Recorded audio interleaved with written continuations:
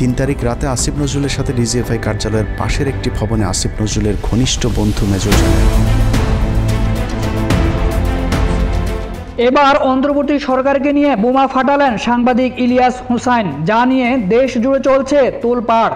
সর্বত্র আঙ্গুল তোলা হচ্ছে অন্তর্বর্তী সরকারের প্রতি, আর বলা হচ্ছে ডক্টর ইউনূস কেন এমন লোককে উপদেষ্টা হিসেবে দায়িত্বে রেখেছেন। তাহলে কি 24-এর বিপ্লব ব্যর্থের পথে?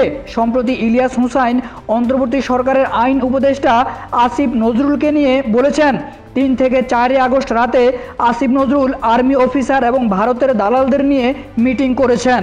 এদিকে ইলিয়াস হুসাইনের এমন বক্তব্যের কড়া প্রতিবাদ জানিয়েছেন আসিফ নজরুল। একটা ভিডিওতে নাকি দাবি করা হয়েছে 3-4 তারিখে রাতে আমি ক্যান্টনমেন্টে ছিলাম, আর্মি অফিসারদের সাথে নিয়ে ভারতের দালালদের নিয়ে আমি মিটিং করেছি। ইলিয়াস হুসাইনকে উদ্দেশ্য করে আসিফ নজরুল বলেছেন, একটি ভিডিওতে দাবি করা হয়েছে 3 থেকে 4 আগস্ট রাতে আমি নাকি আর্মি অফিসার এবং ভারতের দালালদের নিয়ে মিটিং করেছি। আমি অবাক হয়ে যাই, মানুষের কল্পনারও একটা সীমা থাকা উচিত। মিথ্যা কথা কেন বলবো? শুনেছি আমাকে মেরে ফেলবে অথবা গ্রেফতার করবে 4 তারিখের রাতে। শুনেছি আমাকে মেরে ফেলা হবে অথবা গ্রেপ্তার করবে জানিয়ে আইন উপদেষ্টা বলেন, 3 তারিখ রাতে আমি অধ্যাপক মাহবুব মোর্শেদের সঙ্গে শহীদ মিনারে সমাবেশ করার পর রাত 9টা পর্যন্ত থেকে বাসায় গিয়েছি। তারপর ঢাকা বিশ্ববিদ্যালয়ের ইলেকট্রিক্যাল অ্যান্ড ইলেকট্রনিক্স ইঞ্জিনিয়ারিং বিভাগের অধ্যাপক মোস্তফা মামুনের বাসায় রাতে থেকেছি। 4 তারিখ সন্ধ্যার পর অনলাইন অ্যাক্টিভিস্টদের একটি প্রোগ্রামে অংশ নিয়েছি। আমাকে সবাই বলেছে পালিয়ে যেতে। আমি আবার মোস্তফা মামুনের বাসায় চলে যাই। এখন আমারে যদি বলে আসিফ নজরুল আসলে চোখ হলো 5টা, এরকম প্রতিবাদ করে মানুষ, ভাই আমার চোখ 5টা কেন?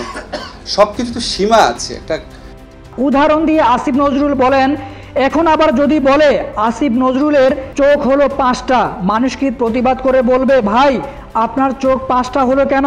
আমাকে অনেকেই বলেন এটা একটু ক্লিয়ার করেন। কি ক্লিয়ার করব?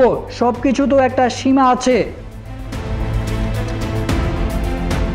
ইলিয়াস হোসেনকে উদ্দেশ্য করে উপদেষ্টা আরো বলেন, আপনি তো সত্যের কাছাকাছি থাকলেও মানুষ প্রতিবাদ করবে।